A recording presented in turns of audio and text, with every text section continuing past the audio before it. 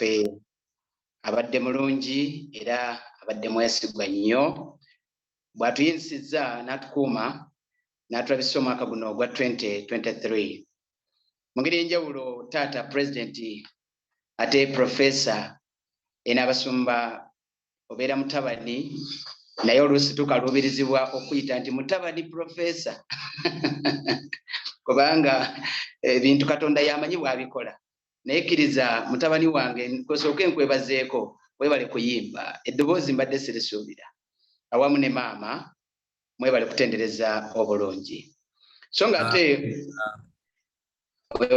mu mutendera guli ogw'obuweereza ssebo profesa mukama yeebale twongera kusaba akuwe bulamu kubanga abalamu be bamuweereza ate era abalamu be bamusinza webale kuwanirira omulimu omunene guno ogw'ekkanisa eya Bugama nzikiriza nga Katonda alekawo abantu olw'ebigendererwa ebirungi era nga naawe obulamu akyabukongedde ne ttiimu yonna gy'okola nayo okuwanirira ekkanisa eno eya Bugama linnya la Mukama waffe lyebazibwe nnyo. Amiina. Mu ngeri ate ey'enjawulo njagala okwebaza maama wange ntera okukozesa ekigambo nti maama wange Ombwat Mami Rose Okumu munnange oyo nno mami eno nfuba okulaba nga famire manya ebitambula mu famire ate naye nga bwambuulira ebifo eyo nga tutambuza ebyawaka mu ngeri esinga okubeera ennungi so mami weebale ku coordinatinga program ate weebale kututeekateeka obulungi kubanga yantegeeza nange ssebo musumba twagala sabbiiti eggulawo omwaka ekulembezebwa okutuyingiza mu mwaka ogwa 2023 tubeere naawe nenga bulijjo mbeerawo naye ate ku luno ngenda kujja mu ngeri ya njawulo nga nze ndi ku preaching program bane neyanziza nnyo neyanzeege nina bangi ab'okwebazaako n'okwaniriza mami Kakembo kulikayo mami waffe Miriam kulikayo mami Rosette Kintu Ombwat n'abalala mwenna bannange njugirani Sister Gloria bwe naatandika mama Robina wano nkulaba n'abalala mwebale nnyo mwebale ddala. My brother Ivan Ten Okum tweyanza nnyo okubanga otukulembedde mu kitundu ekisoose ekya okutuyigiriza lessoni weebale nnyo mwebale ddala. Abaagalwa mu ngeri esinga okubeera ennungi sijja kutwala budde bungi naye ng'ate bujja kuba n'omulamwa obudde bwe tunaabeera ffenna naye muzikirize ntandike n'ekigambo ekikulu ekigamba nti happy new year. Mukama yeebale era nja kusaba mumpuubireko bannange abatali mu kamooli mubeeko Amiina nnyo bannange happy new year. Mukama yeebale. Amiina. Mukama yeebale kambabuulireko yatuleseewo Mukama okulaba 2023 ng'alina ekigendererwa lwaki atuleseewo muloza bameka abafudde bameka betutunuddeko mu ntaana zaabwe olunaku lw'eggulo eno mu Uganda batulaze akabenje ka baasi akasaanyizaawo abantu 17 omulundi gumu baasose ne batulaga ku mawulire 16 kati leero batuwulidde ku mawulire nga batulaga 17 baaweze omulundi gutya gumu just bali batudde baase basaabaza ne basaanawo naye mulowooza Katonda ffe tusinga obulungi bali emmotoka naffe mwe tutambulira mu ngeri efaanana bwetu. Friday eyatuuka ku Saturday zibeere 31 okusobola okuyingira mu mwaka batulaga eggulire erya Reverend yali weewakiso wali Reverend eyali avuga emmotoka ye naye mu kuweta ekkoona emmotoka neeremerayo steering neyeefuula neemuttirawo. Bw'otunuulira ebyo otandika okwebuuza Profesa yayogedde ekigambo ekikulu naga nti naye omuntu kye ki Katonda okumujjukira naye nga twebuuza nti omuntu kye ki nyimirira oluusi mu kwebuuza okunene ne ŋŋaani Mukama Katonda Pastor Waswa Joshua nzaani okubanga nkyalereddwa mu kisa eky'obukuumi bwo nzaani kyekibuuzo kye njagala naawe ofumiitirizeeko ne mu mwaka guno omujja ogwa 2023 omanyire ddala nti Katonda akuleseewo olw'obulungi bwe n'ekisa kye.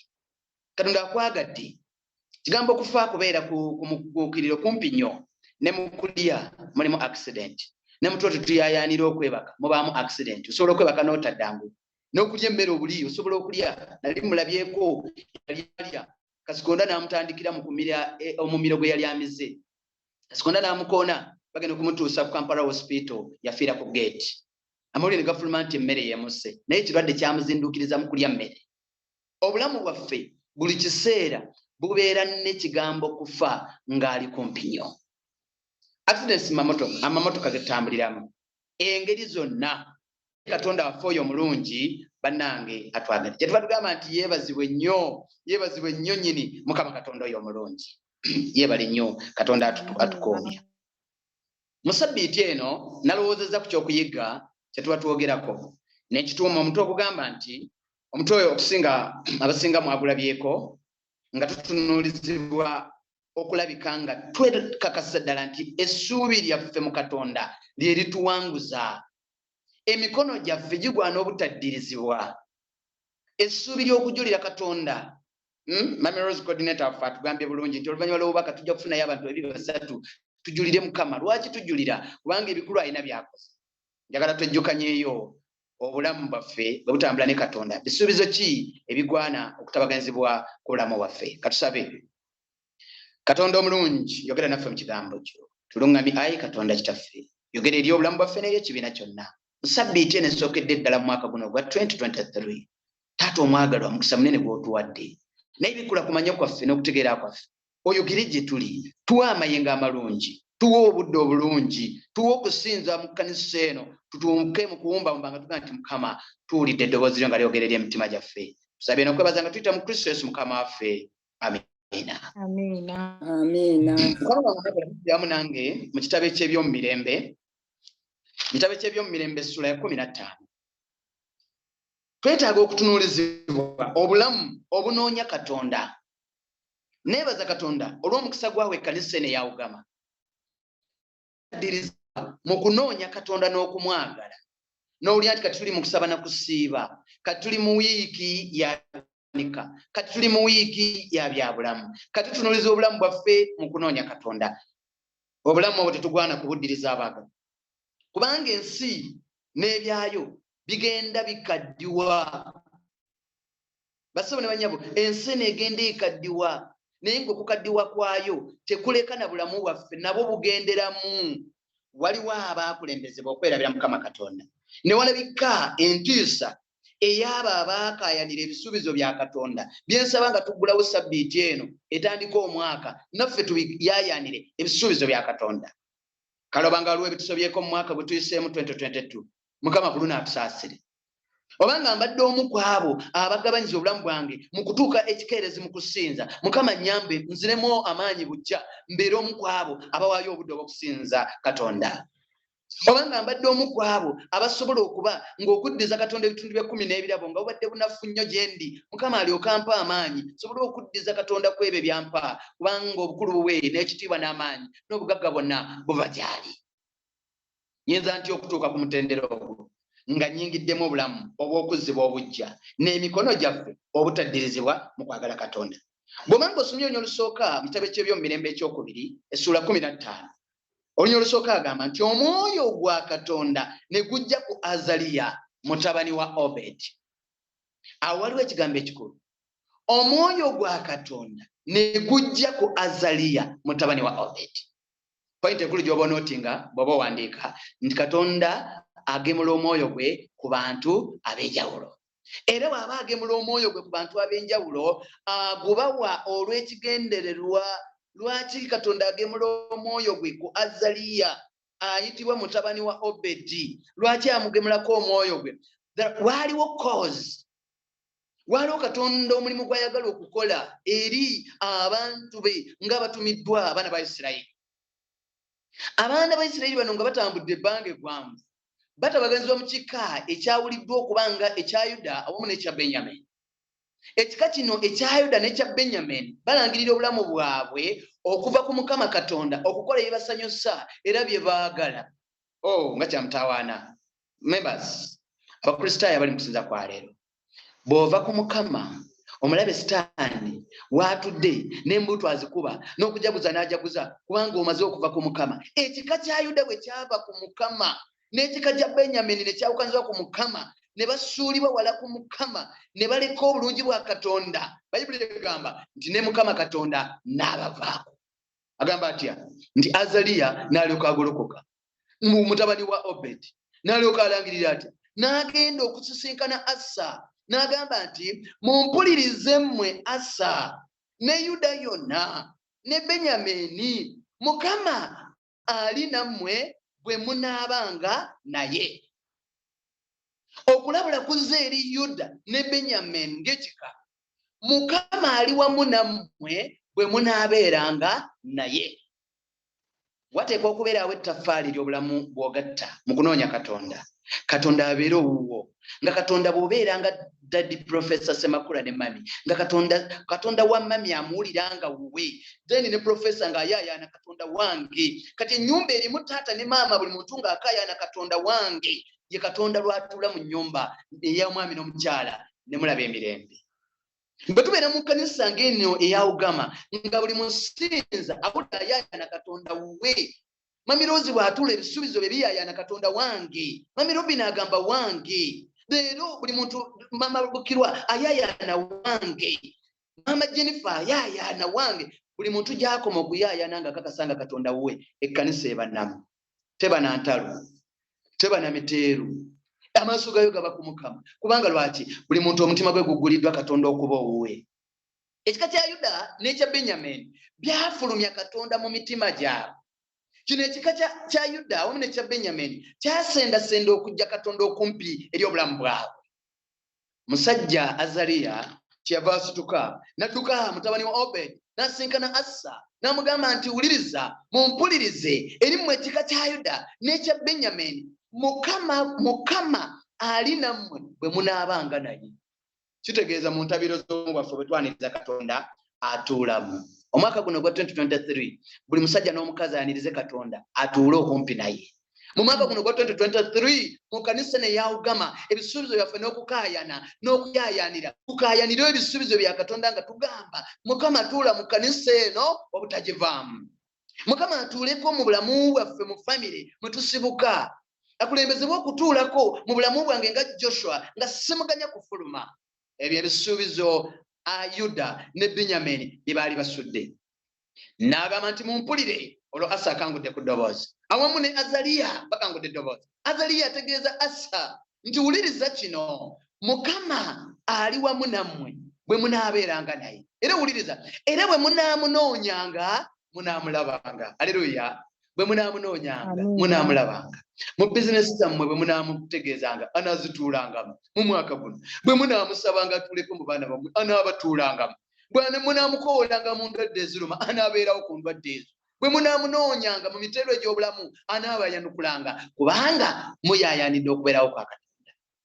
Mukama Katonda yadde ono ali mu Amerika, yadde ono ali Ghana, yadde ono ali Saudi Arabia, yadde ono ali mu London, yadde ono ali luddawa. Waliwo be tulaba abali e Dubai, waliwo omuntu ayinza okuba nga ali German, waliwo ayinza okuba nga ali Uganda. Olw'okubanga Katonda ensi ye n'okujjula kwayo ng'ate buli muntu abeerawo yaayaanira ebisuubizo bya Katonda nti Mukama omwaka guno nsaba obeere wange. Ng'owulira ng'oyaayaana abeerewo wekka. Ekika kya Yuda n'ekya Benyamini byaleka ebisuubizo bya Katonda okuyaayaana Katonda okuba owaabwe. Naye agambye bwe munaayaayaaniranga ebisuubizo bya Katonda ebyo, bwe munaasabanga, bwe munaamunoonyanga, bwe munaamwagalanga, Katonda anaabeeranga awamu naffe. Ng'aleluya. Naye kinnakuwaza kye kino nti bwe munaamuvangako naye anaabavaako mmwe. Gamba kuliranye oba omulina nti kitalo. Mukama bwe munaamuvangako naye anaabavangako. Kati Katonda bw'aba tali ku lwange, ddala obulamu bwange buliwo ku lwange. Bizinesi ya Katonda bw'atagituulemu omwaka guno gwa 2023 ddala eneetambula ku bwani. Ebbanga ddene kyabayogera nnyo olwokusatu, ebbanga ddene Abayisirayiri lye baamala nga tebalina Katonda ow'amazima. Wuliriza, era nga tebalina kabona ayigiriza, era nga tebalina mateeka. Naye bwe baakyukira Mukama Katonda wa Isirayiri nga balabye ennaku ne bamunoonya ne balyoka bamulaba. Aleluya. Ebbanga lya Katonda abaana ba Isirayiri bano lye baamala nga bavudde ku Mukama, Bayibuli egambye Mukama ng'abavuddeko. Mukama bwe yabavaako, laba ye ebyaddirira nti ne bafaanana ng'abatalina mateeka. Laba ye ekirala ekyaddirira nti ne batambula ng'abatalina Katonda w'amazima. laba yekyo omutawaana ekyakulembezebwa ne batambulanga endiga ezitalina ayigiriza naye ng'obuzibu budde luddawa bajje Katonda mu mitima gyabwe. Omusajja n'omukazi omusinza ow'ekkanisa ya Ugama, maama ne taata ali mu kusinza kw'ekyaleero, Katonda abeerewo wekka. Bw'onoowulira Katonda wo wekka, ekkanisa ya Ugama omwaka guno egenda kutambulira mu buwanguzi obwereere. Katonda abeere wange, Katonda mukayanire mu bisuubizo nga wange, bwe nnaawulira nga wange ebisuubizo bye bitambule nange ne mu mwaka guno. Uli onyola okuna nti naye bwe baakyukira Mukama Katonda nga bamunoonya olw'okumuvaako, naye bwe baakyukira Mukama Katonda wa Isirayiri oyo n'awulira okukaaba kwabwe ne banjula ennaku yaabwe, Mukama n'akola atya? Ne balyoka bamulaba. Amiina. Mukama zibula emiso yange omwaka guno nkulaba obeere mukwano gwange. Mukama Katonda zibula ekkanisa ya Ugama omwaka guno osigale nga tetukwogerako bwogezi naye ng'oli Katonda alamulira mu kkanisa eno. Mukama Katonda alyoka atwala ekkanisa eno mu buwanguzi obw'amaanyi. Abanoonya Mukama Katonda bamulaba, abayayanira ebisuubizo bye babikwatako, abalabika nga bamigana n'emiteero egy'omu nsi gino bwe basuula wala ebibasibye ne banoonyesa amaaso gaabwe Katonda bamulaba ne bamukwatako. Uli onyola okubiri Isirayiri bwe yakulembezebwa anyumya onyola olwokutaano. Isirayiri bwe yakulembezebwa okuva ku Mukama ne basooka bamuvaako ne balabika nga abatalina Katonda w'amazima, ne balabika nga abatalina kabona ayigiriza, ne balabika nga abatakyalina mateeka gabakulembera, ne balabika nga abatakyalina bulungi bwa kunoonyeza Katonda. Ne mu biro ebyo onyola okutaano kaakano bamaze okusuula Katonda, ne mu biro ebyo nga tewali muntu yatambulanga mirembe, n'agenda naddanga bw'ayagala, kubanga abantu bonna mu bitundu byabwe baabanga mu kweraliikirira, tebaalina bumu. Kigambo ekyo kiwulira lwaki? Kubanga Katonda abavuddeko. Mu kanisa eno twagala obumu. Ebisuubizo byayanidde Mukama ku kkanisa yo omwaka guno. Mu maka go oyagala emirembe wa Katonda, zimba obumu ku balo, zimba obumu ku mukyala wo, amaana muzimba obumu ku bazadde. Ekkanisa ezimba obumu ng'ekikutte ku oluganda gundi kikutte ku nze, ng'ekikutte ku mukadde gundi kirumya nze, ng'ekikutte ku musumba gundi kikosa nze. Lwe tunaayinza okubeera n'obulungi bw'obulungamu bwa Katonda nga tugenda mu maaso mu buwanguzi. Omwaka guno 2023 omukono gwa Mukama gukoloddwa ku lwange naawe. Omwaka guno 2023 Mukama Katonda ayerudde emikono gye n'ebibatu bye, tukwate omwo tugende mu maaso. Abadde agamba ekkanisa yasasika obumu kubanga bwabula mu bbo, kuba Katonda abavuddeko. Wuliriza kino, Katonda bw'anaava ku nnyumba y'omwaka guno ensi tejja kugendera mirembe. Katonda bw'anaava ku baana bo ensi tegenda bagondera. Katonda bw'anaava ku kkanisa, ekkanisa tegenda kuba na mirembe. Nti ekkanisa yonna ey'abaana ba Isirayiri ab'omulembe ogwo olw'okuba tewaali bumu, n'abamawanga ne batandika okubatabaala, n'ekibuga kyonna ne batandika okubatabula kimu kimu, ne batabulatabula kibuga ku kibuga, ne bagwako emirembe, ne bakaabira Katonda. Kubanga lwaki? Abavuddeko. Lwaki? Kubanga yabaleka. Ennaku n'okweraliikirira okwali mu bo ne kujjula. Basawo ne bannyabo, olina okweraliikirira. Katonda ali wamu naawe. Yesuubira njagala okuwa. Olina ebizitowa mu bulamu, Katonda ali wamu naawe. Waliwo ebisuubizo bye nsoma wano mu Bayibuli ne ŋŋamba nti nga mukisa munene nnyo, nga mpeereddwa ekisa kya Katonda, Katonda okugemula okwagala kwe, ntambulire wamu naye mu mwaka guno gwa 2023. Onyola omusanvu kyava agamba bwe baakabira Katonda eri waggulu atugambye n'abawulira, n'ayanukula okusaba kwabwe, n'atambula wamu nabo. Onyola omusanvu kyava agamba nti naye abakristaayo ba Ugama. Onyola omusanvu kati njagala okusoma. N'agamba nti naye, wuliriza mukwano gwange omwagala, teekawo erinnya lyo. Muli bwe mba nsome olunyolo omusanvu luno, yatulirawo erinnya lyo. Kubanga ayogere ebisuubizo ebirungi. Agambye bw'ati, naye ekkanisa ya Ugama, naye Profesa Semakula ne famire, naye Mama Miriam Kakembo, naye Pastor Joshua Waswa, n'abalala yogererawo erinnya lyo, naye mubeerenga n'amaanyi. Kigambo ekyo kya muwendo. Mubeerenga n'amaki? N'amaanyi. Nga munatambula mu 2023. Nga tunalaba omukono gwa Mukama nga tekutuvaako. Naye mubeerenga n'amaanyi, so n'emikono mwe tegiddirira, kubanga omulimu gwammwe guliko empeera. Aleluya. Oweereza Mukama. Okuweereza Mukama guliko empeera. Okusinza buli sabbiiti, okusinza Mukama okwa buli sabbiiti kuliko empeera. osinza mu midweek n'osinza mu kusaba kwa wakati mu wiiki okusinzaako kuliko empeera abalala mukwano gwange nga baguddewo emirimu bakola gwe mu ofiisi waggaddewo gwe omulimu waggadde omulimu gwe guliko empeera tulina mukwano gwaffe yaggulawo petrol stations ez'enjawulo mukristaayo infact mukristaayo waffe w'emakindi eyo naye kino kye kitusanyusa alina petrol station ezisoba mu 4 kumpi ku buli luguudo yateekako petrol station naye ku kapande aka petrol station yateekako nti from Sunday to Friday n'alyoka ateekako akagamba nti Saturday Sabbath n'olwensonga petrol station ze zonna ku sabbiiti ziba nzigale naye ekisinga okwewusa nti n'abatakisi ate bakwa mu nnaku zino ezawakati mu wiiki atunda bulungi amafuta ge waggulawo ku Sunday mukwano gwange bw'otuuka leeti oyinza n'okusanga nga bakugamba nti gaweddemu bakyaleeta lwaki kubanga yategeera Katonda n'amukwasa obulamu bwe kakati gwe wagaddewo bizinesi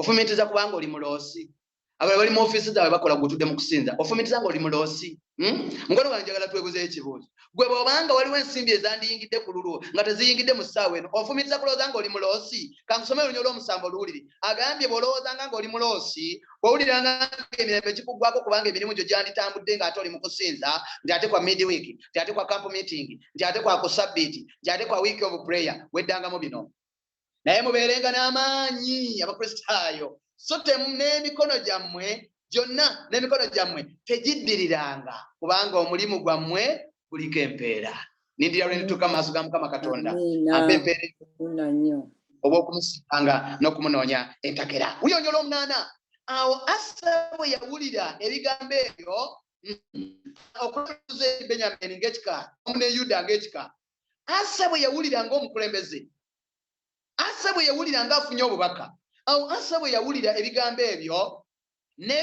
ne Obedi nabbi bye yayogera n'aguma omwoyo n'aggyawo ebifaananyi byonna ebyasinzibwanga mu nsi yonna eya Yuda n'eya Benyamini ne mu bibuga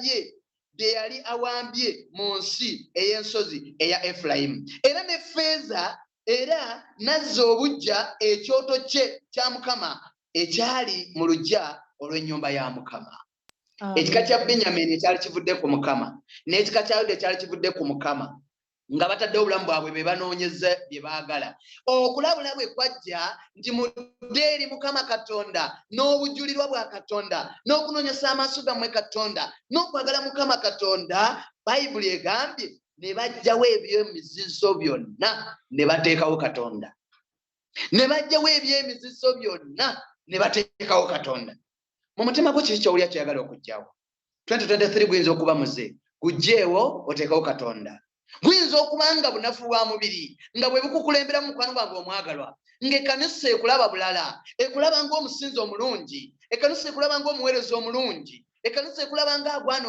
okulindirizibwa eri Katonda naye ng'omutima gwo gutaddewo eby'omuzizo ebyo Bayibuli egamba okulabula kugamba bijjeewo oteekewo Mukama ebyo bwe tunaabijjawo ne tuteekawo Mukama Katonda tunaaba n'amaanyi mu 2023 bwe tunajjawo ebitwawula ku Katonda tunaabeera bawanguzi mu 2023 mukwano gwange omwagalwa Asa bwe yaleeta okulabula kuno ng'akugjewa Azariya ne Obedi n'akuwulira ne kusaasaanira ekika kya Yuda kyonna okulabula kuno kwali kugamba kutya mugjeewo ebyemuzizo Katonda atuule mugjeewo ebifaananyi ebitali bya bulungi bwa Katonda Katonda amanyike mugjeewo obulamu obutatebenkedde mu bulungi mugje entalo mummwe mugje obutali bumu mummwe mugje ebyemizizo ebitagulisa Katonda atuule mummwe obanga ekkanisa ekijuzayuza luyinza okukulemberwa okuba emize egy'obunafunafu ebyo tubijjewo Katonda atuule alamule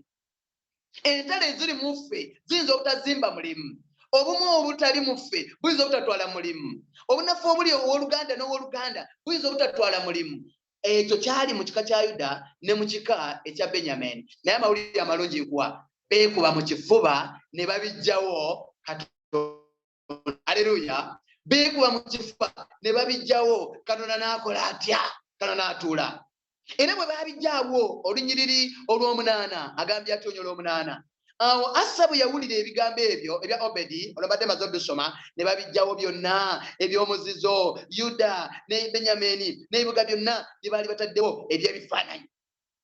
Awo Asa n'akuŋŋaanya ebika n'akuŋŋaanya ab'ekika kya Yuda bonna n'ab'ekya Benyamini bonna n'abo abaabeeranga mu bo bonna ne bakuŋŋaana. Lwaki bakuŋŋaanye? Basinze Katonda omu ow'amazima, nga bava mu bitundu ekya Efulayimu, ekya Manase, ekya Simyoni, kubanga baasemberanga bangi nnyo nga bava mu Isirayiri bwe baalaba nga Mukama Katonda we ali naye. Basemberera ani? Basemberera Asa, basemberera Azaliya, basemberera Obedi aleese okulabula. Teweerabira onnyo lwatandise lwagambye awo omwoyo gwa Katonda ne gujja ku Azaliya. Ayi Mukama Katonda, omwoyo ajjeko ku nze, omwoyo ajjeko ku musinzi ali mu kusinza kw'enkyale. Omwoyo wa Katonda yafugira mu nze nensobola okubaamu obuluŋŋamu obw'okukola ebyo Katonda by'ayagala. Amaanyi ag'omubiri gasikasikanya kubanga sisobola, naye omwoyo wa Katonda eyaka ku Isirayiri, omwoyo wa Katonda yakulembeza ku kika kya Yuda, omwoyo wa Katonda eyaka ku kika kya Benyamini, omwoyo wa Katonda yakulembezebwa ye yaleetera okukomyawo ebika bino ebyali bisuuliddwa ewala okutabaza ku Katonda natte. Ebika ne biryoka bikuŋŋaana ne bigamba bassebo mugyeewo eby'omuzizo byonna, mugyeewo obubaane bwonna. Ennaku ezo bwe twali tuyingira omwaka nalaba enzikiriza ez'enjawulo nga zigenda ziwa obubaka bwazo. Eno mu Uganda eri bannayuganda bali mu Amerika waliwo beeyita nzikiriza y'abasamize, era ekyasinga okunsesa balonda ssaabalabirizi waabwe ow'abasamize ne balonda ne bakabona baabwe ab'enjawulo. Bo babayita bakabona nga buyinza okugamba abasumba baabwe babayita bakabona.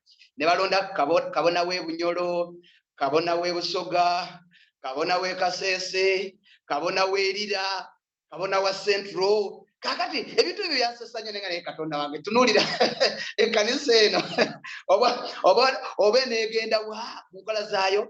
Kale kyasinga okunneewuunyisa Ssaabakabona waabwe bamuyita Ssaabakabona waabwe eyandisenga Archbishop waabwe bwe yali awo obubaka obuyingira omwaka, bino bye bigambo bye yakozesa n'agamba nti mugume omwoyo era muddeemu amaanyi kubanga ndi mu lugendo olutwala ekkanisa yaffe eno okugiwandiisa mu Interreligious Council naye etuuleyo eteeseze eggwanga, eteeseze bannaddiini. Ne ŋŋamba aya abantu bano mwoyo ki abakulembera mu bigambo bye boogera. Naye weesiimye ggwe omukkiriza alina Katonda ow'amazima ataliimu nsaasi. Bwe baatanula okusinza bati naliko nga mbeetegereza, bwe baatanula okusinza kino kye nalaba, ono n'aberi, ono n'agira emando ne zikwata, ono n'aleekaana bwe bataddeko enti z'ennyama ku byoto byabwe. Nako ku YouTube oteekeko nti ensinza y'eddiini empya ey'obusamize mu Uganda ojja kwesekerako naawe ogweri kubanga by'onoolaba ojja kwewuunya ng'ebimu biva ku Ssaabakabona ebirala biva ku kabona waabwe. Tusabe omwoyo wa Mukama ke kuffe, kubanga mwoyo wa Mukama bw'atake kuffe, abalala abali mu ffe mu nzikiriza zino tuyinza okuba nga abasinza Katonda naye nga tufaanana ng'abaawandiisibwa mu nzikiriza ziri ezo zenjogiddeko. N'olwensonga mukwano gwange omwagalwa, Asa bwe yatunuulizibwa ebyo abantu bano ne bakuŋŋaana ne balangirizibwa nti Mukama Katonda omwoyo wo akke ku ffe, omwoyo wo abeere kunza butanvaako, omwoyo wo ayi Katonda bw'anaakulembera n'abeeramu omulamwa. Kankubulire mukwano gwange omwagalwa, 2023 tojja kumumalako mu maanyi go naye ojja mumalako mu maanyi ga Katonda. Mpeereddwa omukisa okuwewaka buno obuggulawo sabbiiti esookedde ddala omwaka. Njagala kutegeeza kimu, yaayaanira okuwulira ebisuubizo bya Katonda nga Katonda wuwo. Tula ku mulimu ogambe nti Mukama tuula nange, tula kulembera genda nange, tula mu ofiisi oge nti Mukama lamulira mu ofiisi eno. Tukwata buli kyokola, ebitiibwa byo by'olina, tayito zo ezikuyimusa, byonna by'oyinza okufaanana, Katonda kaabeere namba 1. Kabeere namba 1. Ensi eneekulembezeddwa obulamu obufaananyizibwa nga oluyiira. Oba oli awo nali kunyonyoddeko naye kanyongere okukinyweza mubaka bwaleero ekigambo kino. Omusajja omu yali mu kwolesebwa ng'ali mu tulo. N'ayolesebwa ng'alina ebizibu bingi ebimwetiseeko. N'atunula ebizibu ebyo nga bimweraliikiriza nnyo. n'awuliranga buli lwasimukanga ebizibu bye bimu bye bikomawo n'agamba nti Mukama waakiri bwe kiba kyetaagisa kufa mu nsi kanfe nveewo kubanga ebizibu bimpitiriddeko mpulira nga sikyalina mirembe naye bwe wakati mu kwolesebwa okwo kyava atunula n'alaba ekibangiriza ekinene nnyo eky'oluyiira olwali lukutte n'atunuulizibwa n'afumiitiriza n'agamba nti nyinza kukola ntya kyava awulira eddoboozi nga limugamba nti ssebo okusaba kuno okwegayirako mu bizibu bye bikuyitiridde kugenda kuddibwamu oluvannyuma lw'okusomoka oluyiira olwo kati ndi mu bizibu naye ate oluyiira omusajja ono lwe yatunuulira ekigambo kimuga nti okusaba kuno okwegayirirako kuddiddwamu naye obuwanguzi bwako olina kumala kusomoka luyiira olwo omusajja bwe yawulira ekigambo ekyo n'awawamuka mangu ng'akyali mu kwolesebwa nti n'awawamuka si kuwamuka kuva mu kwolesebwa okwo naye n'asituka atandika okwolekera okutambula oluyiira ayolekere gye luli n'agezaako okulinnya ekigere ekyasooka agenda okulaba nga buli walinnya nga wookya n'akiyimusaawo n'alinnya ekigere ekyokubiri n'akibuusaawo n'addayo mu kusaba kwe n'agamba nti ssebo saakutegedde bulungi waŋŋambye otya waŋŋambye obuwanguzi bwange n'ebibonoobono bye mpitamu obuwanguzi buli after kuyita mu luyiira ayufeya oli mwenkanya mu kigambo kino nsobola okuyita awookya obuwanguzi ndyoke mbusange esayidi eyo gy'oyogera eddoboozi ne limuddamu ne limugamba nti obuwanguzi buli after luyiira basoni banyo kankubuulire ebya Mukama oluusi bitutwala mu kugezesebwa obuwanguzi buba butya after luyiira ng'ate oluyiira lwempitamu lwokya omusajja ono kyava agamba nti kati kye nina okukola bwebanga obuwanguzi bwange buli after luyiira kuluyitamu ngenda kuluyitamu nga nziruka emisinde n'alyoka afubutuka okuva nga obangereza ewa nnyinza okwogera ekitundu ate abamu nga mukimanyi naga kati ngenda kutwala emisinde n'alyoka afubutuka emisinde ayite mu luyiira naye aba atuuka emisinde oluyiira nga luwanvu naye aba yankadduukako ebigere byonna agenda okuwulira nga bisaanawo n'aweta mukulu naga nti Mukama biganye taata n'aweta n'addayo emisinde n'addayo emabega gye yali avudde kyava asiika naga nti kati Mukama ongezesezza ekimala kati mu kifo ky'okufa oluyiira wakiri kanfa ebizibu byenjolekedde akoze decision esembayo mu kifo ky'okufa oluyiira kanfa ebizibu sijja kugenda naye nga kyemulugunyazeemu alinga asiriikiridde n'ennaku ye kyabaddamu n'awulira eddoboozi obuwanguzi bwo n'okuwangula kw'ebizibu byo n'okusomozebwa kw'oyiseemu obuwanguzi bwo buli after luyiira agati kati bwebubanga buli after luyiira ekanfa ebizibu sijja kugenda kubanga n'omuliro ogunjokya ebigere gumumala okufa kati obanga naafa ebigere nga bisiridde ebbugumu erinkuntuuka ku mutima gwabike kanfa ebizibu byange amawulire amalungi nkuwa ng'akyatudde awo asirikidde akaba amaziga n'ennaku ng'emujjudde n'alengera oluseregende lw'ebigere olwali luyise mu luyiira n'awawa Mukama gw'emisinde naga ti waliwo ne yayiseemu kati kye ngenda okukola ngenda kugenda mpitire ddala oyo waayise ngende nga ninnya oyo waayise oba oli awo ojja kutuuka kyava atuuka n'atunuulira ebigere we biyise n'asitula ekigere kye ekisooka n'akirinnya mu kigere kye yali alabye mu luyiira agenda okulinnyawo nga munnange wawoolu n'agamba aya wano obwedda wawoolu ayayaya n'alinnya ekyokubiri n'akirinnya mu kigere kye yalinnyamu agenda okulya nawo nga tewookya n'agamba nti kirabika sayidi yeeno y'empolu n'asitula ekigere n'akirinnya ebbali w'ekigere ekyo ekigere ne bakyokya n'abuusaawo n'agamba nti yiyi kyazze kitye wano okubanga wawoolu ate eno ebbali nga wenninnya wookya n'asitula ekigere kyekyo ekya refuti n'akirinnya mu kigere kino ekirala ekyeyalengera nga wawoolu n'agamba sayansi ky'omusajja ono gwe yakozesezza okulinnya wano kati obanga wenninnya awali ebigere nga wawoolu sigenda kujja kigere kyange wawoolu bwe naakirinnya ebbali ndabye wookya kanninye wano wulira omusajja kye yakola tunuulira bw'obanga ondaba wulira eddoboozi olifumiitirizeeko n'alinnya left nga wawoolu gamba nti amiina n'alinnya right nga wawoolu n'alinnya left ekigere ekiddako nga wawoolu n'atwala right nga wawoolu n'alinnya naye aba atuuka mu makatikati n'agamba kirabika okwokya kwakomye eri naye wano walabika wonna wawoolu n'asitulako ekigere n'alinnyako kebbali awulire oba nawo wawoolu ekigere ne bakyokya n'akibuusaayo n'agamba bwe babanga buli wenninnya banjokya ate nga wali ebigere wawolu ngenda kulinnya step by step okutuuka lwe naatuuka. Ansa yange yabadde nti obuwanguzi bwange buli after Luyiira. Omusajja ono n'alinnya kigere ku kigere wuuyo kigere ku kigere. Amawulire amalungi nkuwa eyazze n'okujulira eri Katonda, eyazze n'amiina ku mutima gwo, eyazze n'okusinza Katonda, agenda okutuuka eri n'asinkana omusajja ayambadde ekyambalo ekyeru ng'akono gye ng'akoze bw'ati. Kyava amugamba weebale kumalirira tuuka awawakanirwa. Aleluya. Omusajja ono Amina nnyo. Njagala okuwa amawulire ag'ebigambo bino. Obwedda w'olinnya wolowooza nti wawolu, obwedda wookya. Naye obwedda waliwo ekigere kyange nze Kristo yensonga lwaki olinnyewo nga wafaanana nga wawolu. Obwedda wenninnya nga nkukulembedde mowulira nga wawolu, naye obwedda wookya. Naye nze Yesu nninnya awookya, mwana wange otuuka awawakanirwa. Njagala kutegeeza mukwano gwange omwagala 2023 alina oluyiira lw'otayinza kumanya.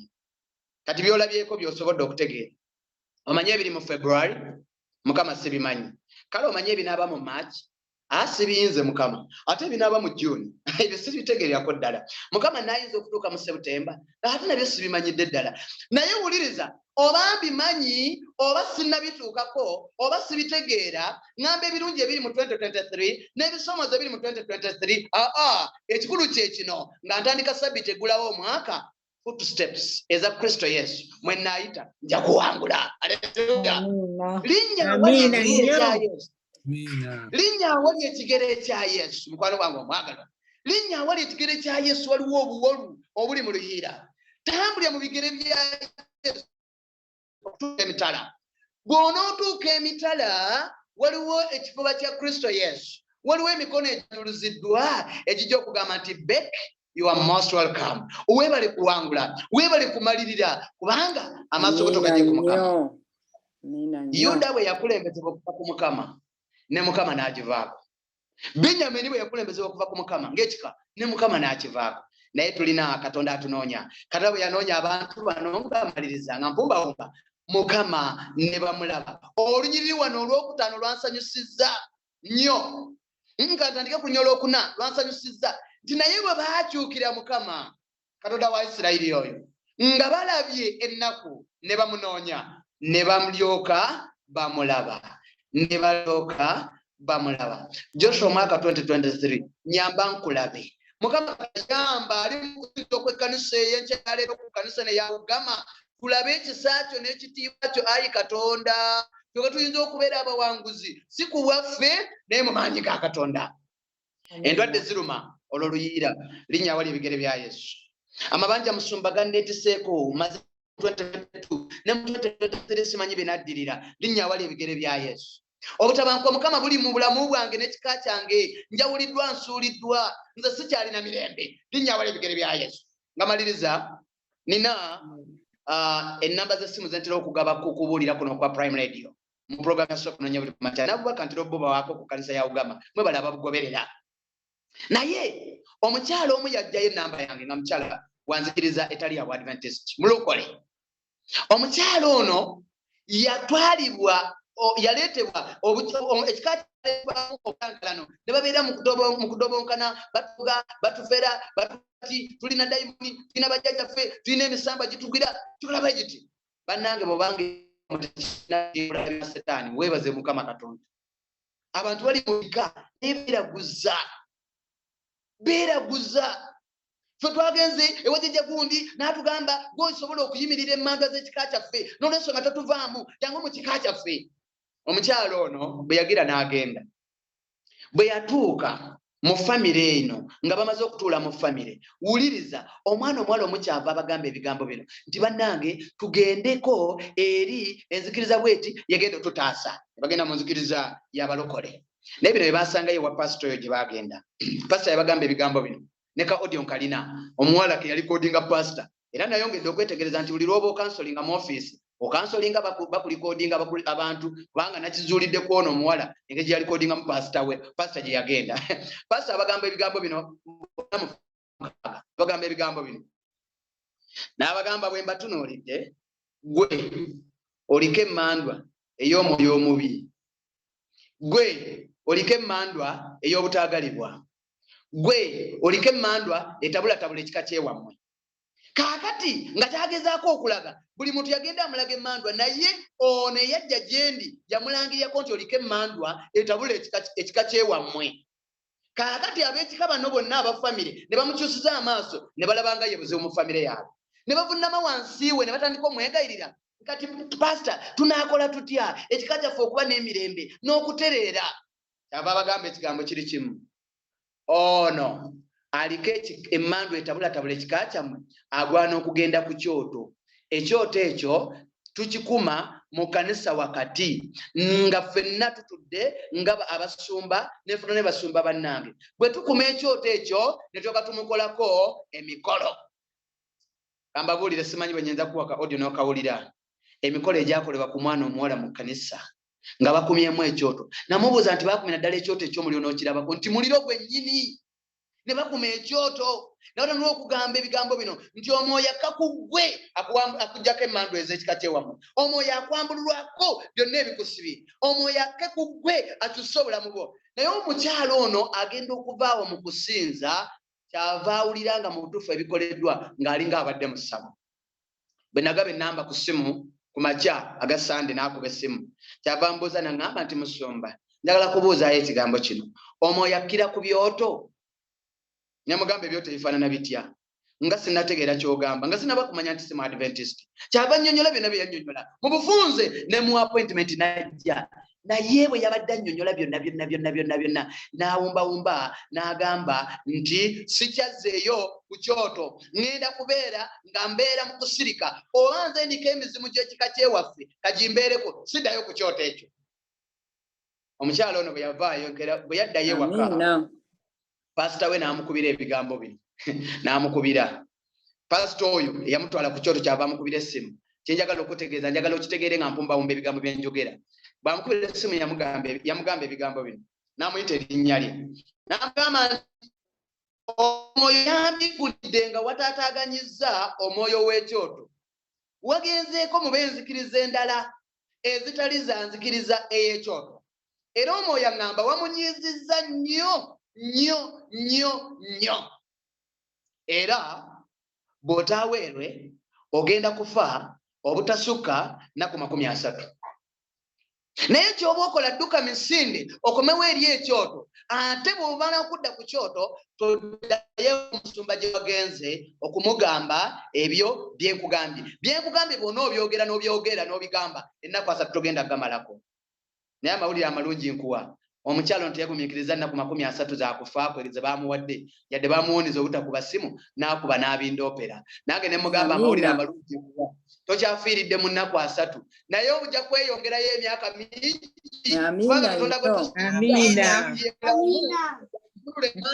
Yaleeta emirembe, yatereeza ekika, mwesige, tambulira awali ebigere bya Mukama waffe. Aleluya. Omukyalo ono musanyufu newankubadde nga mweraliikirivu. Ennaku ze 30 azibala kubanga ebyo baabimugamba ennaku z'omwezi, baabimugamba ennaku z'omwezi zaali nga 19 Desemba, ali mu kubala nnaku. Naye nze namugambye nti balanga nange nkubalirako ng'ate bwe tusaba. Lwaki? Kubanga obwesige bwe nnina tajja kufa mu Mukama waffe. Mukama yeebale yatukwakula mu bika ebitulowoozesa ebyo. Mukama yeebale yatukwakula mu nzikiriza ezituminikako ebitali bya bulongoofu. Mukama yeebale, naye bw'embeera wano Katonda muyayalira okuba owange. 2023 Mukama kaninya awali ebigere byo. Nza kwekyalira Mukama Katonda. Musumba, nsaba ntambye mu bigere bya Mukama waffe. Golola ku mukono ndabeko waliwo bendaba wano. Agati nsaba ntambye mu bigere bya Mukama waffe. Nsaba Mukama Katonda oyo ayinza byonna ampa obuwanguzi. Naye ekyenkomerero kya byonna mubeerenga n'amaki. Ddamu nti n'amaanyi. Mubeerenga n'amaki n'amaanyi. Olina bikusoomooza ki? Beera n'amaki, beera n'amaanyi. Mu 2023 ono tujja kumumalako. Mukama agenda tuwanguza. Ebiri mukati tetumaniraba. Naye Mukama agenda tuwanguza. Abalina endwadde Mukama ajja tuwonya. Abalina ebizito nga ajja okweraliikirira. Okweraliikira kwamwe mu kuteeka eri Mukama.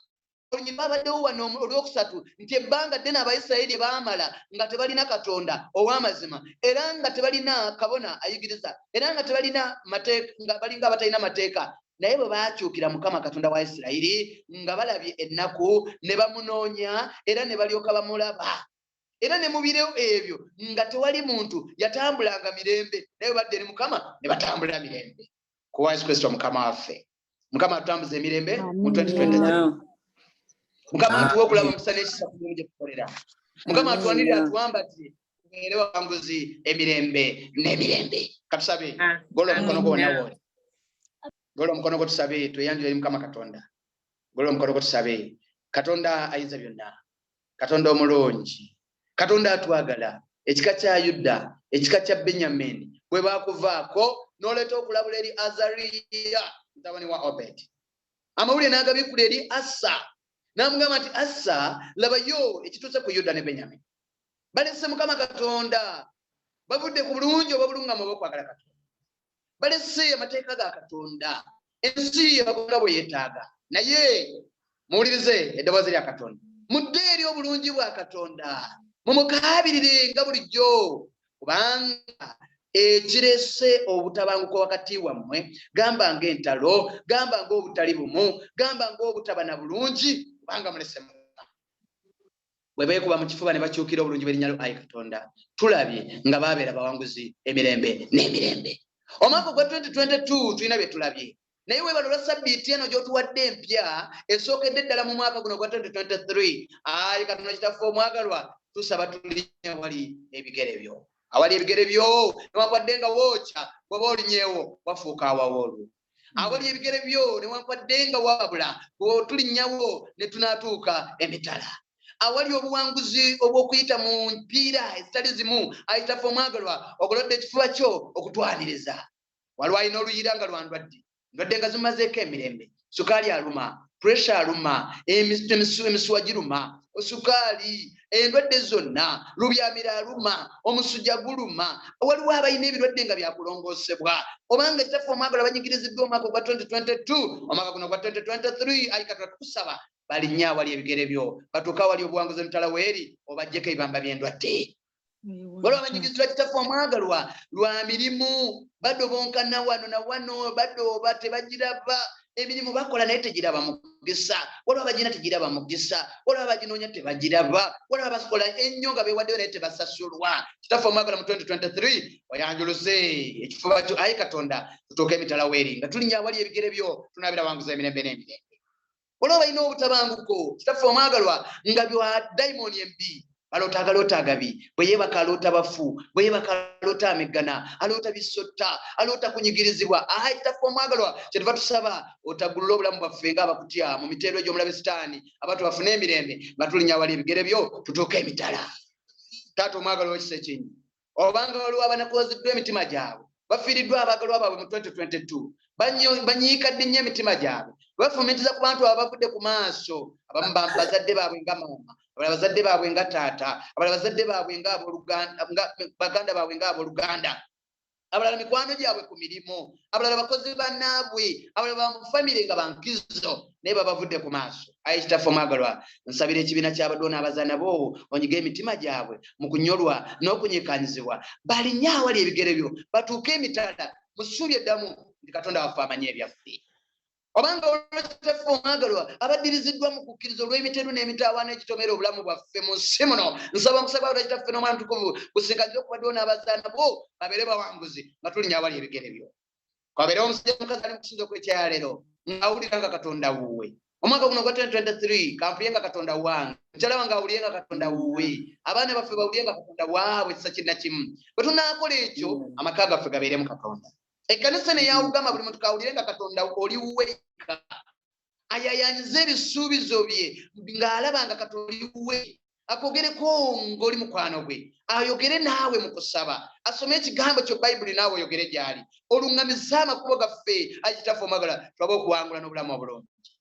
Kyensaba kuuma ekkanisa eno omwaka guno nga nnawugama. Gikuumire mu kukkiriza okw'ebbugumu obumu nga buli wakati muffe. Tukuumire wakati mu bulamu obulungi obutakulembezeddwa ntalo. Tukulembeze Mukama waffe mu bulamu obutakuggyako maaso go twewanguza emirembe n'emirembe.